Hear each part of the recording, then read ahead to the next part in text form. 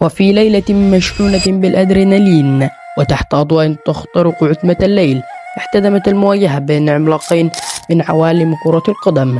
وفي هذه المواجهة التاريخية انتهت المباراة 2-1 لصالح أرسنال. لنستعرض معا اللحظات التي شكلت مجريات اللقاء. بدأت المباراة بتوتر شديد بين الفريقين، حيث حاول ريال مدريد فرض سيطرته المبكرة على الملعب مستفيدا من خبرته وتاريخه العريق، لكن أرسنال لم يكن خصما سهلا، وحاول الفريق الملكي أن يسجل هدفا في الشوط الأول من هجمة خطيرة، ولكن أضاعها. انتهى الشوط الأول بنتيجة 0-0. وفي الشوط الثاني عاد ريال مدريد بقوة محاولة إعادة السيطرة، مما أضاف على اللقاء أجواء من الإثارة والتشويق.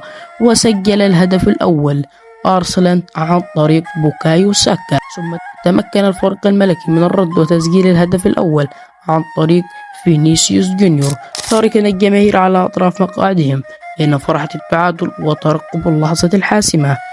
لكن اللحظة الحاسمة جاءت مع دقائق قليلة من انتهاء المباراة، حيث نفذ أرسنال هجمة مرتدة مثالية قادته لتسجيل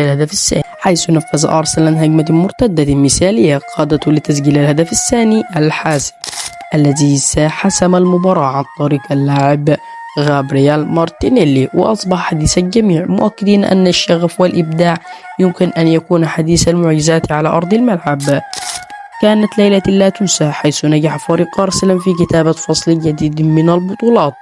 رغم كل التحديات، ريال مدريد رغم كل هذه جهودهم رحلوا بذكريات صعبة، لكن القتال الذي تميز كل فريق.